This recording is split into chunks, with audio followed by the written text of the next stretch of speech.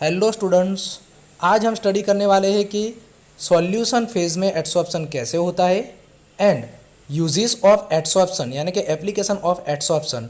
तो सबसे पहले सॉल्यूशन फेज में भी एडसॉर्प्शन हो सकता है। अगर हम चारकोल एंड एसिटिक एसिड का सॉल्यूशन ले, वाटर के साथ एसिटिक एसिड का सॉल्यूशन ले, तो चारकोल अपने ऊपर एसिटिक एसिड को एडसॉर्ब कर सकता है। यानी कि सिर्फ गैस ही चारकोल पर एडसॉर्ब होता है ऐसा नहीं है, सॉल्यूशन भी चारकोल पर एडसॉर्ब हो सकता है। अब ये जो एडसॉर्प्शन है वो एडसॉर्प्शन पर कौन कौन से फैक्टर इफ़ेक्ट करते हैं वो हमको याद रखने हैं कि कौन कौन से फैक्टर इफ़ेक्ट करते हैं। तो अगर हम टेम्परेचर इंक्रीज़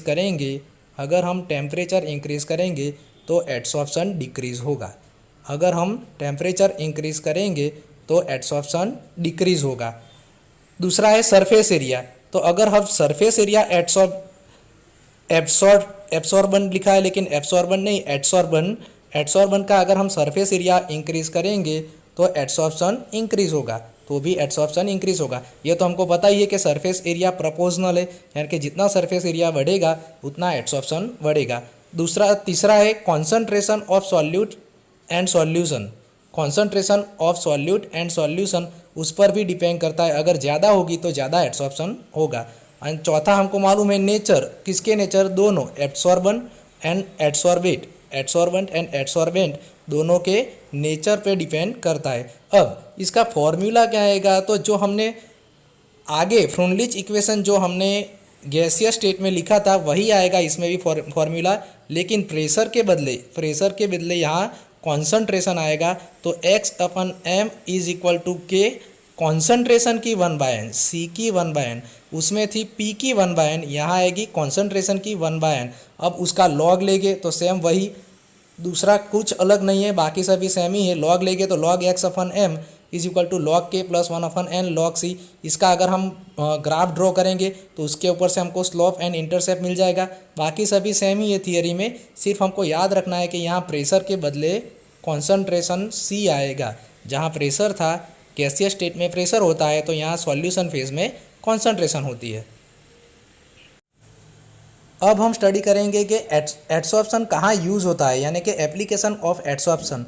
तो सबसे पहले हाई वैक्यूम प्रोड्यूस करने के लिए ये यूज़ होता है। हाई वैक्यूम यानी कि सबसे पहले हम वैक्यूम पंप से कोई भी हमारे पास जो वेसल होगा उसको हम वैक्यूम कर देंगे, लेकिन जो वैक्यूम होगा उसमें भी जो रिमेनिंग एयर है वो रिमेनिंग एयर को दूर करने के लिए हम चारकोल यूज़ करते हैं।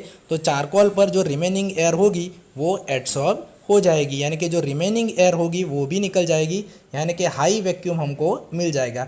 दूसरा है गैस मास्क बनाने के लिए, जो हमने आगे स्टडी कर लिया है कि माइन में जो काम करते हैं मजदूर, वो लोग अपने जो मास्क पहनते हैं जिससे पॉइजनस गैस उनके शरीर के अंदर ना जाए, तो वो जो मास्क है वो कौन सी होती है, गैस मास्क, वो चारकोल की बनी हुई होती है, जिससे चारकोल पार्टिकल अपने ऊपर बाहर की जो पॉइजनस गैस है वो अपने ऊपर एब्सॉर्ब कर लेते हैं एंड अंदर बॉडी के अंदर जाती नहीं है।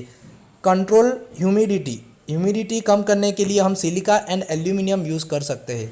सिलिका एंड एल्यूमिनियम जो मॉइस्चर को अपने ऊपर एब्सॉर्ब करते हैं, यानी कि मॉइस्चर को दूर करने के लिए हम सिलिका एंड एल्यूमिनियम यूज़ कर सकते हैं।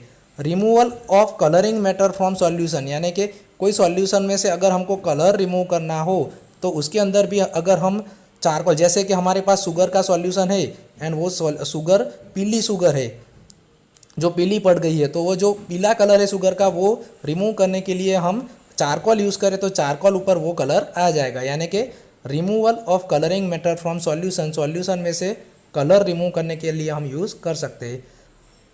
फिर है हेट्रोजीनियस कैटालिसिस, जो इसके बाद वाला टॉपिक ही है, तो वो टॉपिक में हम पूरा स्टडी करेंगे कैसे कैटालिसिस में हम एडसॉर्प्शन यूज़ करते हैं, तो वो पूरा टॉपिक इसके बाद वाला टॉपिक कैटालिसिस का ही होगा।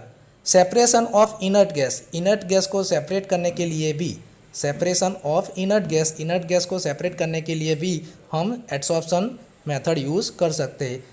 इन क्योरिंग डिसीज़, यानी कि मेडिकल में भी हम यूज़ कर सकते हैं। A number of drugs are used to kill germs by getting adsorbed in on them, यानी कि हम जो मेडिकल में मेडिसिन यूज़ करते हैं उसके ऊपर कई सारे जर्म से वो एब्सॉर्ब हो जाते हैं एंड हम उससे बच जाते हैं। फ्रोथ फ्लोटेशन में हमने देख लिया है पाइन वाला, फ्रोथ फ्लोटेशन में भी हमने पाइन वाला देख लिया है, उसके ऊपर सल्फाइड एड्सॉर्ब होता है। एड्सॉर्प्शन